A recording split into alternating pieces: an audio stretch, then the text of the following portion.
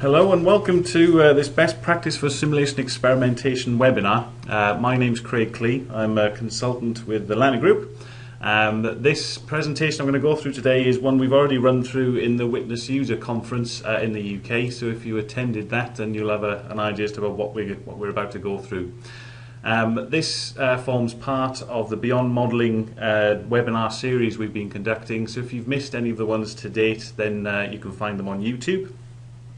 If you have any questions as we go through, please use the chat facility that's provided in WebEx. And can you make sure that your lines are unmuted by pressing *6.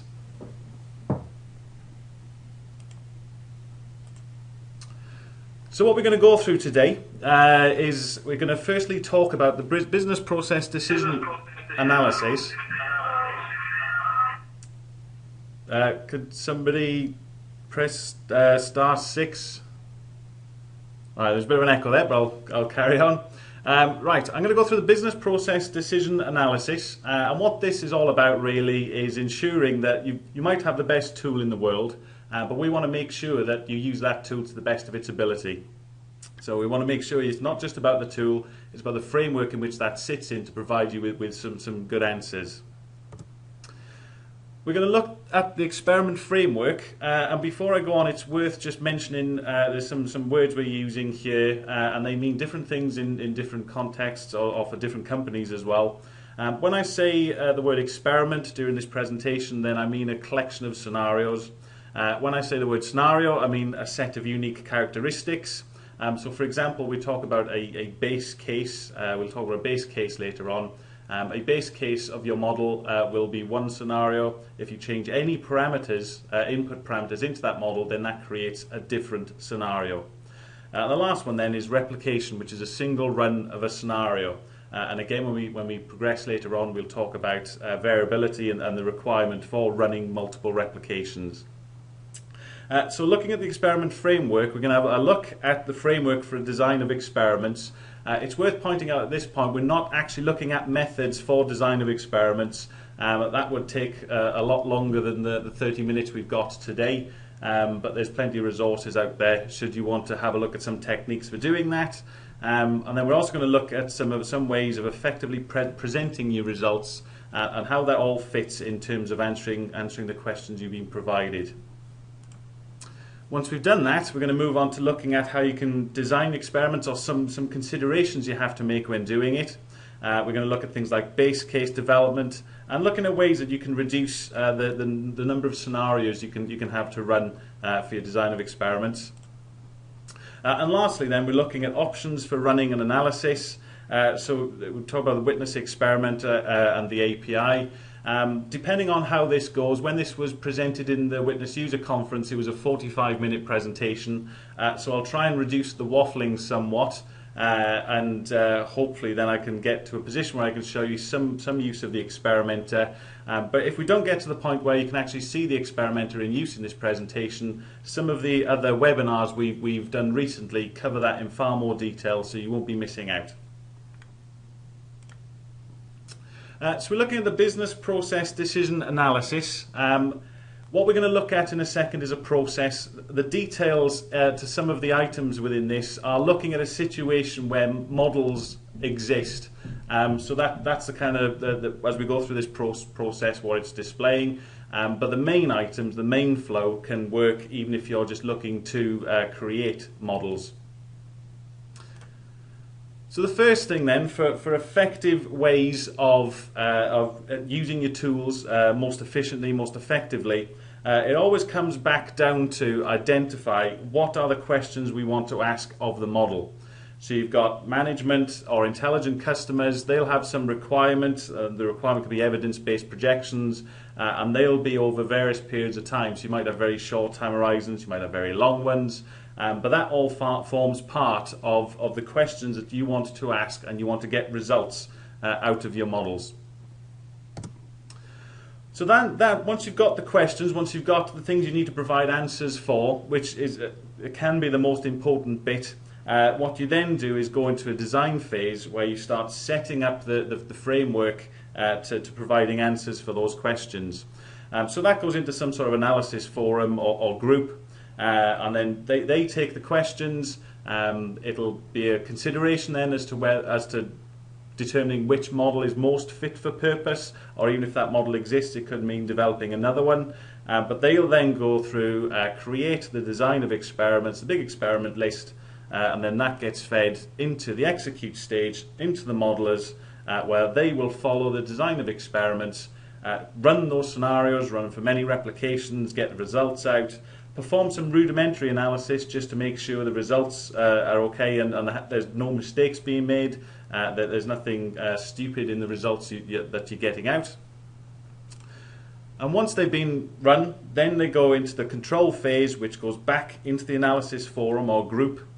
They take the results, they analyse them, and there could be things that fall out of that. You've got a predefined list of experiments, but what you might find is that the results from some of those experiments might lead you down a different path. You might think, well, that looks interesting, so there's questions in this area that we might want answered. So there could be some fallout from that which requires extra investigation. So what happens at this stage then? It moves back from control into design. So if you have got some additional considerations, that can go back into the design phase, where again you set up your list of experiments and you go through that process. So you've fully investigated that area, you're happy that you've got sufficient, you've conducted sufficient analysis so you can answer that original question, which then leads us into the present stage. So then you present your results back. And then along with your results, you'll also have some suggested ways forward, which you discuss with the management, and then that goes back into that loop, and that cycle continues once again. So just looking at the design execute control, so what the flowchart we just saw, looking at the kind of bottom right area where you go into the analysis forum, the modelers, and then the analysis forum once again. What that's built around, especially in the design phase, is built around a design of experiments. Now, as I mentioned in the agenda, there's lots of ways to develop a design of experiments, which I'm not going to go through here. But one of the things that's really important is having some framework which allows you easy transition through each of these processes. So we've got something that's created in the design phase. So you can see this example on screen now where we've got this table. That's got a description of each of the scenarios we've got. You can see the base cases at the top. We've got some input parameters then. They may not be the definitive list, the full list. These could just be key input parameters. But you can see as you go down the list, we have some changes to the base case. So we have alternative scenarios, but also an indication as to where the changes are from the base case. So you can see in the example that they're just highlighted in blue where there is a difference.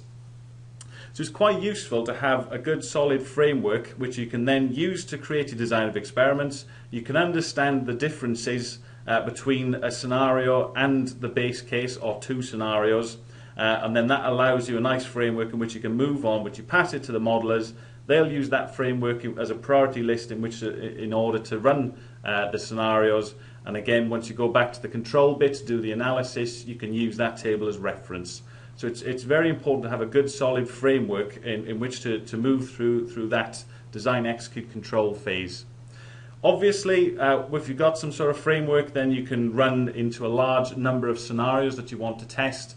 They could run into tens, hundreds, even thousands if you've got a lot of things to consider. So it's always worth having some order to your list to make some sense of it, and it's quite useful for analysis later on. In order to do that, one of the things you can do is through something called blocking or grouping. It might sound obvious, and it is obvious, but it makes sense that if you have scenarios which are like other scenarios, that you keep them in specific groups. The idea being then, as you transition throughout the stages, you're keeping these scenarios close to each other because they'll be the ones that you want to compare against each other when you come to the analysis side of things. So we've talked about the design execute control. There's also the presenting back then to management or the intelligent customer. And again, what it's always useful to do is to keep that as visual as possible. It's quite difficult for people who might not be involved in this process of analysis to readily understand a table if you're sending it to them, especially if you've got some kind of confidence parameters on there, like percentiles. So it's always useful to keep it as visual as possible. So I've just got a few examples of some ways you can keep it visual. And the first one is using something like a box plot. So if you've got percentiles available, you can see in this example I've got a base case on the left, and then as we go through we've got various scenarios we're considering, but what we've got is a nice visual way where we can compare each scenario to that original base case to assess it for improvements, to get a feel for how much of an improvement each one gives, but also comparing the scenarios between each other. We can get a good feel for how one scenario compares to another. Another method then, and this again is using percentiles, is a mechanism for comparing two different scenarios. It's using features like transparency, where you can overlay one lot of information over the top of the other, and that just gives you a nice idea as to what the trends are in each individual scenario, but also how one scenario compares to another. And the last one I'm just going to show you is a simple column chart. I said keep things simple. You couldn't get much simpler than this, but it's still very effective. If we see the numbers across the x-axis on this graph and assume that they're operators or labour, and then the y-axis is percentage increase in throughput, you can see that there's a massive step change between having 4 and 5 operators or labour. That kind of information can kind of slip away if you're just presenting that in a table of information, but if you've got that kind of graphically presented, you can see that there's a real visual impact, especially in this case looking at 4 and 5. So if you've got some considerations later down the line, you've narrowed down your focus, you start making assessments, well, is it worth having 4, 5 or 6? Well, you could say using this kind of visual aid that it might not make any sense paying the extra amount of money to go between 5 and 6, but between 4 and 5 there's definitely a significant difference there, so that might be worth it. So going back to the business process, we've had a look at some effective framework we can use to pass through those various stages, and we've looked at presenting them back. So now what we're going to do is just have a look at the experimentation side of things, and just looking at things we should be considering when we look at the experimentation. So the first thing we can look at is when we're designing experiments, the beauty of simulation is that we can run scenarios very quickly, very effectively, and the strength comes in the comparison. You can quantify how good a scenario is by comparing it to another scenario. We're all going to start somewhere, and where it starts is what we call the baseline. And it's very important to have a good, solid, robust baseline from which you build all subsequent scenarios off, or at least use them for comparison. So it's always good to have a good, solid baseline. The other thing to consider then is randomization. There might be areas in your model which need to be represented with randomness. If you're running a factory, for example, and you have a manual operation which requires somebody to do something, then in general it doesn't take that person the same time all the time.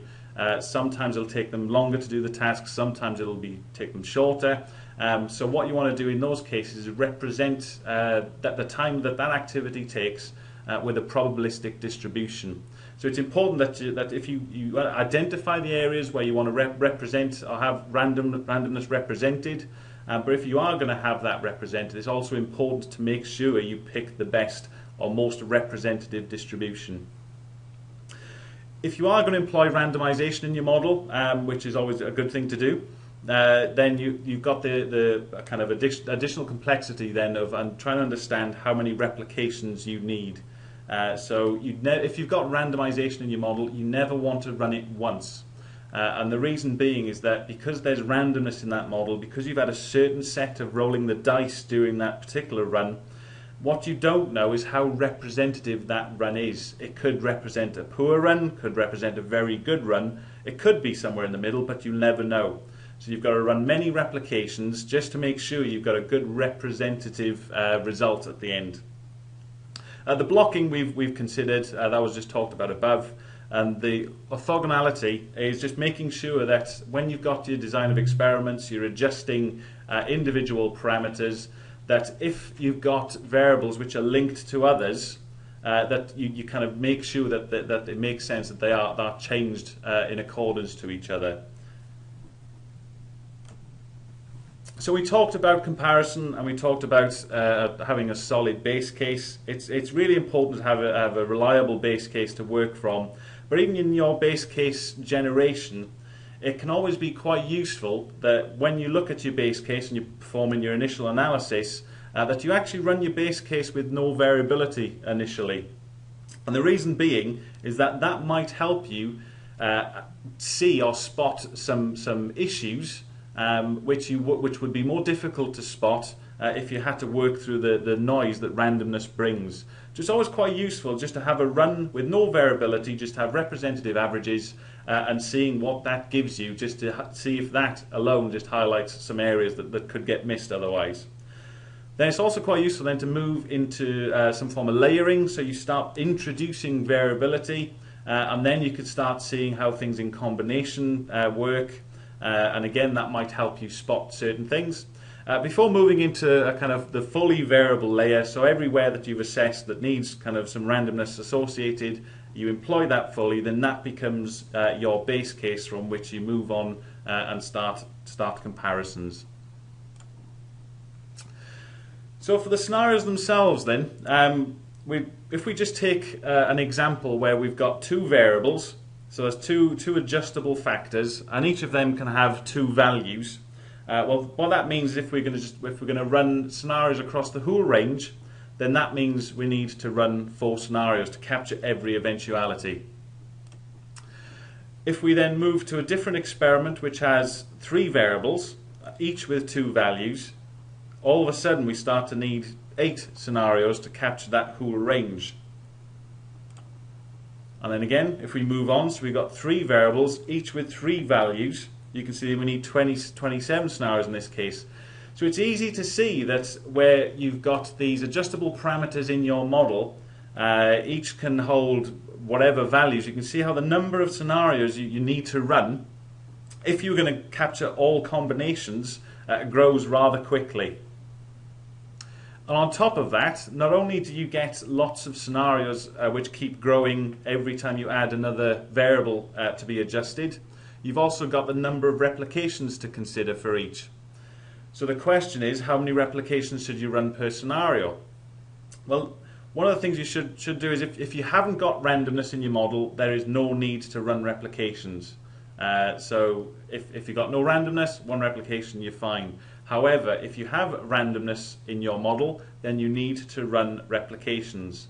I'm sure there's many methods of assessing what the most appropriate is, but one method that we generally use is pulled from a book by Stuart Robertson called Successful Simulation. And what that does, it compares the cumulative mean to the 95% upper confidence level, and when they start converging within certain boundaries, we've just provided some sort of traffic light system to tell you if that's enough replications or not. So it's just some mechanism just to help you understand how many replications should be run. But you can see now, if you've got a model, you've got lots of scenarios. Each of these models require many replications. You're starting to build a massive list and a massive task for the modelers to perform because they have to churn all these things through. So what we got is some mechanisms that we can help to reduce the number of scenarios that do need to be run. One of those mechanisms can be sensitivity analysis, and that's defined as a systematic technique used to study the dependency on variability in the input parameters contributing to output.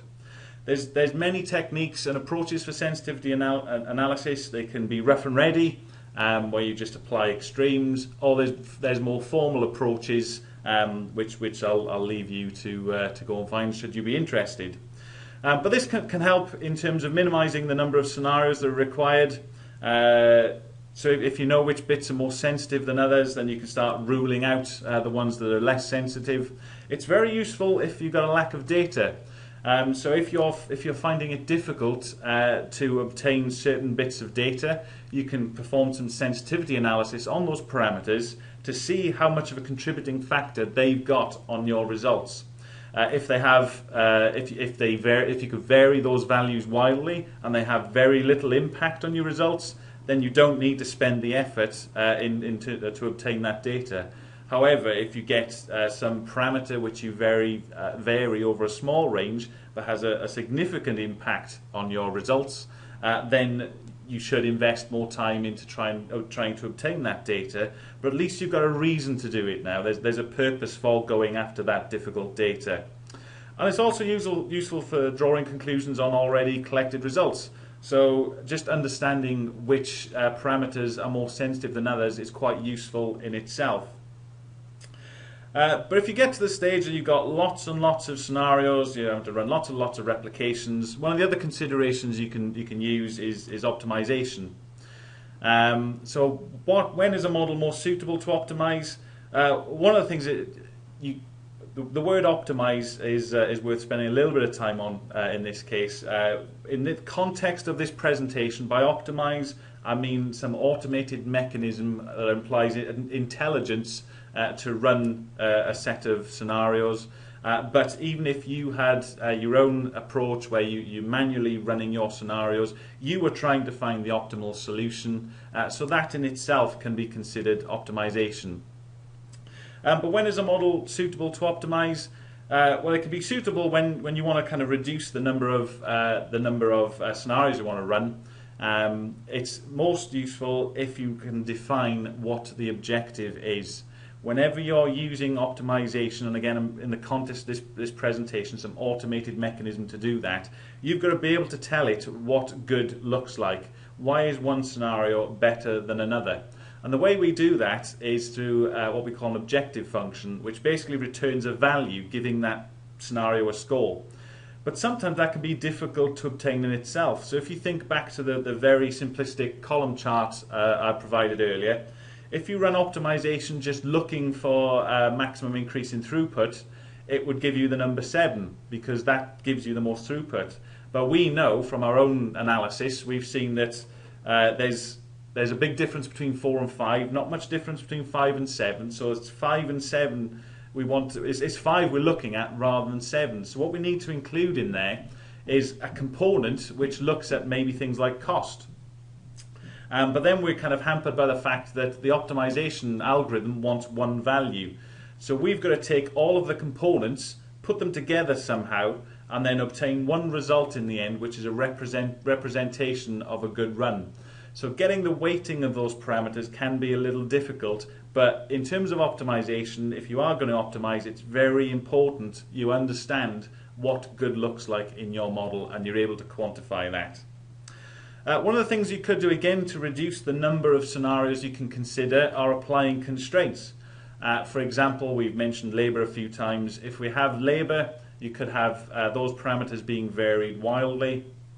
But you could say, well, actually, I want to be more sensible about this and say, I've got 3 different labour types, and I can have any quantity of each. But I want to be sensible of this. I'd want the combination of all 3 not to go over a certain number.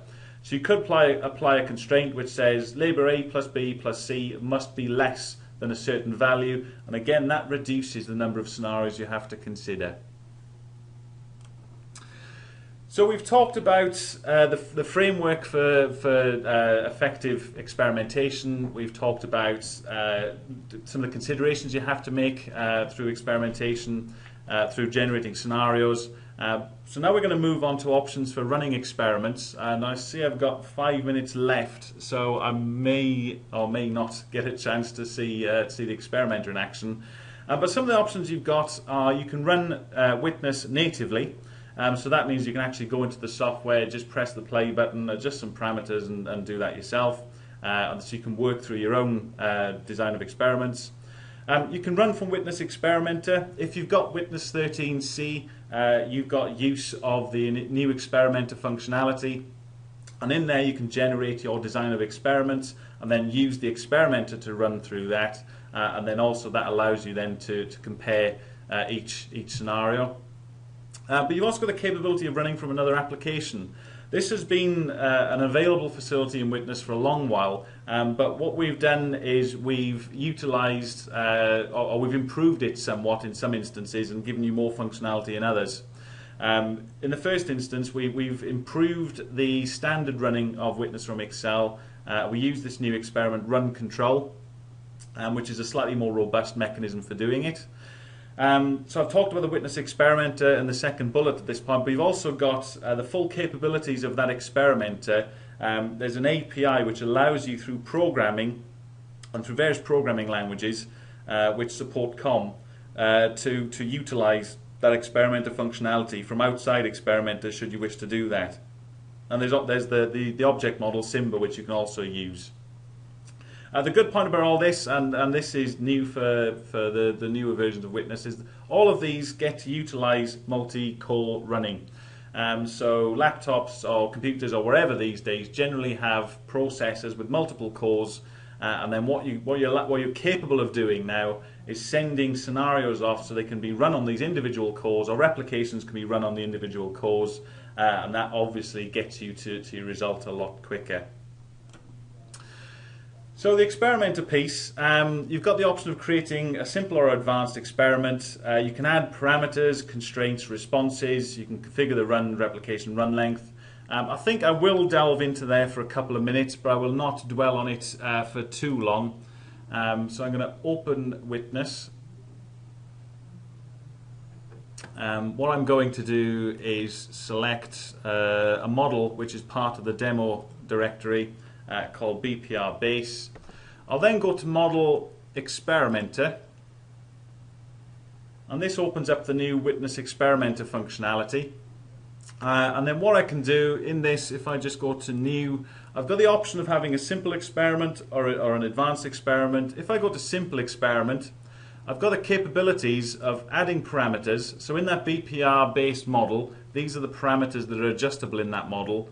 So I could change the number of engineers, for example, and then what I could do is add another scenario. I keep adding scenarios, and then change this engineer quantity as we go down. And then obviously what I'm doing here is I'm generating my design of experiments within Experimenter itself. If I press play, it go ahead and run. But because we're running out of time, I will show you one I made earlier. So I've simply got a file called bprbase.wexp, so you can save your experiments. If I simply drop that in, I don't want to save that one. This is using the advanced mode, which allows me to do things over ranges, over parameters. So rather than individually adjusting, I can set parameters. The other thing that I'm capable of using in advanced mode is this algorithms. I've got various algorithms I can use. One of them is adaptive thermostatistical simulated annealing, and that's just one of the clever algorithms that does the optimization for me. So I've got this set up. These are my parameters. So I want to change these things by these numbers. I have a constraint. So I talked about constraints where you can limit certain quantities of things to certain levels. If I just hit the play button, then what you should see is that Experimenter kicks off. You can see that I've got an objective, and that red line is just telling me what the best one it's found so far. You can see that I've got some estimates in terms of the number of scenarios completed, the total and the remaining. So that goes through. We're getting there rather quickly. And then what you can see is that we finished. So we estimated that we needed 400 scenarios for this optimization to work. We run 310, but you can see it did that because it assessed that its performance was dipping, and because it did that, it made the conclusion that it found the optimal solution, which is what we've got now. So if we look at the results, you can see that the results data shows me if I can order profitability, and I can see that scenario 110 was my best scenario, and I can see what the values of each of the parameters were for that. And then I've got some various options then in terms of graphing. So I mentioned the box plot. So you've got a box plot so you can compare each scenario.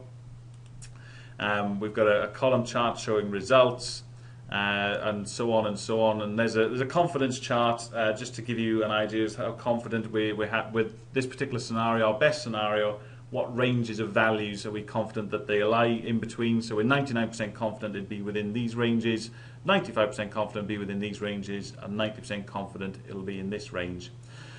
Now what I'm going to do is I'm going to cut that short basically because there are some content on YouTube currently. One of the Beyond Modelling webinars that have already been conducted focuses heavily on Experimenter. So if you want a better understanding of how to use it, then I suggest you go watch that. So I'll just finish off what we are looking at. If I just run the presentation again. So the last thing then is just looking at, we've done the analysis, we then look through options in terms of analysing the results. Well, there's various options we can use in terms of where we store this information, and some of the options you've got are Witness itself. We use Excel quite a lot because it's quite good at displaying things graphically. You could store your results in flat text files, but we've also got the capabilities of using things like databases, so you can see Access. We've got high performance computing we do things on these days, and we've got things like Windows Azure, so that's an online capability which we've successfully tested storing this information with. So once you've stored it, you've got options then to analyse them. So you just looked at Witness Experimenter. You can use things like Excel charting, and for those of you who've got Office 2013, there's a big push by Microsoft now to look at its Power Pivot tools. So if you're interested in seeing some of the new Office functionality, I recommend you have a look at some of those Power Pivot tools, which can be quite useful. Or you can have a look at some other self-serve business improvement tools. Up to you, really. Right, so just to summarise, and I think we're a couple of minutes over, we've talked about the business process decision analysis and how it's not just about the tools. We've looked at the experiment framework, we've looked at the framework for design of experiments, and looked at presentations, how to keep it visual and simple. We looked at designing experiments, looking at base case development and the layering, which can give you some early results. Some of the considerations you have to make, and then options that allow you to reduce the number of scenarios you're considering. And then we've looked at options, very briefly looked at options for running and analysis, and Witness Experimenter, and some of the API considerations you can use for that as well. I've had one question in which talks about the roadmap for Witness. I don't think this is the appropriate forum for that. But I would be happy to contact you post this webinar just to give you some relevant information. Other than that, there are no questions, so I hope you all find that useful. And if you want to recap on anything I've just been through, then this will appear on YouTube at some point, so we can look forward to that. Right, thank you very much.